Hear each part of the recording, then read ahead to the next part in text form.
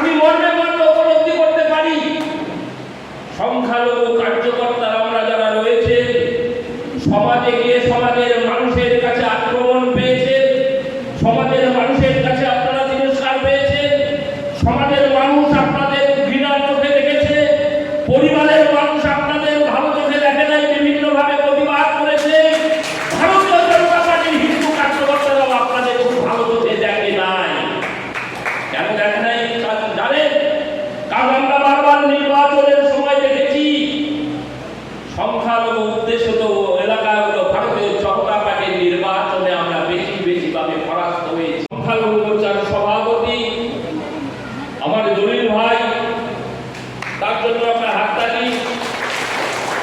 উপস্থিত রয়েছেন দীর্ঘদিন যাবৎ সংগঠনের কাজ করে চলেছেন, জেলার সম্পাদক ছিলেন, বর্তমানে সংখ্যালঘু মোর্চার রাজ্য কমিটির সদস্য আমার আয়াজ ভাই রয়েছেন, তাকেও আমার শ্রদ্ধা জানাই, নমস্কার জানাই, ভালোবাসা জানাই। উপস্থিত রয়েছেন এই সংখ্যালঘু মোর্চার ইনচার্জ হিসেবে নবনিযুক্ত নতুন করে নিয়োগ দিয়েছি আমি অনেক ভাবনা চিন্তা করে উত্তর দিনাজপুর জেলার সংখ্যালঘু মোর্চার কাজে গতি আনবার লক্ষ্যে সে অজয় সিংহ মহাশয়কে দায়িত্ব দেওয়া হয়েছে। উপস্থিত রয়েছেন আমার প্রাক্তন সভাপতি সংখ্যালঘু মোর্চার আব্দুল হাকিম ভাই, আব্দুল মান্নান ভাই সহ সকলের নাম আমি নিচ্ছি না। এই মন্ডল সভাপতি সংখ্যালঘু মোর্চা খুব সুন্দরভাবে বলেছেন এবং দুজন বোন খুব সুন্দরভাবে বলার চেষ্টা করেছেন। তাদের সকলকে আমার আন্তরিক শ্রদ্ধা, নমস্কার ও ভালোবাসা। তৎসহ উপরে আপনারা যারা সামনে রয়েছে ভারতীয় জনতা পার্টির সংখ্যালঘু মোর্চার নেতৃত্ব কার্যকর্তা, আপনাদের সকলকে আন্তরিক শ্রদ্ধা, নমস্কার ও ভালোবাসা জানাই। এই কারণেই বিগত 2026 সালের বিধানসভা নির্বাচনে দুহাত করে ভোট দিয়ে অক্লান্ত পরিশ্রম করে ভারতীয় জনতা পার্টির প্রার্থীদের আপনারা নির্বাচিত করে জয়লাভ করেছেন। আমার উত্তর দিনাজপুর জেলায় 4 জন বিধায়ক নির্বাচিত হয়েছে, তার মধ্যে 2 জনকে আমরা মন্ত্রী করতে পেরেছি। আপনার এই করণীয় বিধায়ক মন্ত্রী হয়েছে আপনাদের অক্লান্ত পরিশ্রমের কারণে। আমি উত্তর দিনাজপুর জেলার সভাপতি হিসাবে আপনাদের সকলকে আন্তরিক শ্রদ্ধা, নমস্কার, ভালোবাসা।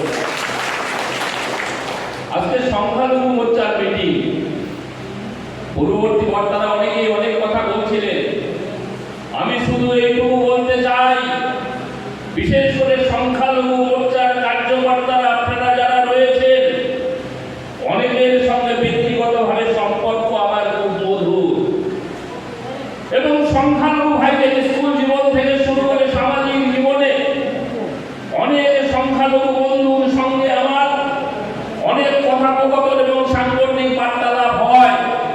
কিন্তু সেই লক্ষ্যে আমি বলতে চাই উত্তর দিনাজপুর জেলা সহ সারা পশ্চিমবাংলায় সংখ্যালঘু ভাইদের সংগঠনের শ্রীবৃদ্ধি ঘটানোর লক্ষ্যে আগামী দিনে একটি লক্ষ্য নিয়ে এগিয়ে যেতে হবে।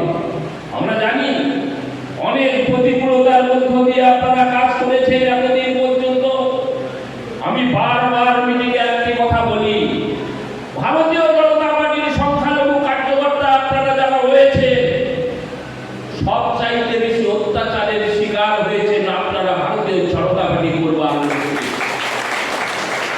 আমি মর্মে মর্মে উপলব্ধি করতে পারি সংখ্যালঘু কার্যকর্তারা আমরা যারা রয়েছে সমাজে গিয়ে সমাজের মানুষের কাছে আক্রমণ পেয়েছেন, সমাজের মানুষের কাছে আপনারা তিরস্কার পেয়েছেন, সমাজের মানুষ আপনাদের ঘৃণার চোখে দেখেছে, পরিবারের মানুষ আপনাদের ভালো চোখে দেখে নাই, বিভিন্নভাবে প্রতিবাদ করেছে।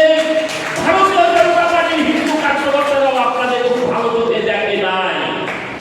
কেন দেখে নাই জানেন? কারণ আমরা বারবার নির্বাচনের সময় দেখেছি সংখ্যালঘু উদ্দেশ্যিত এলাকাগুলো ভারতীয় জনতা পার্টির নির্বাচনে আমরা বেশি ভাবে পরাস্ত হয়েছি, হেরে গেছি। কারণ দীর্ঘদিন যাবৎ আপনাদেরকে যেভাবে ভুল বোঝানো হয়েছে, যেভাবে মিথ্যা কথা বলে আপনাদেরকে হয়রানি করা হয়েছে, যেভাবে আপনাদের পথভ্রষ্ট করবার চেষ্টা করা হয়েছে, আপনাদের দোষ নেই, কিন্তু আপনাদেরকে বারবার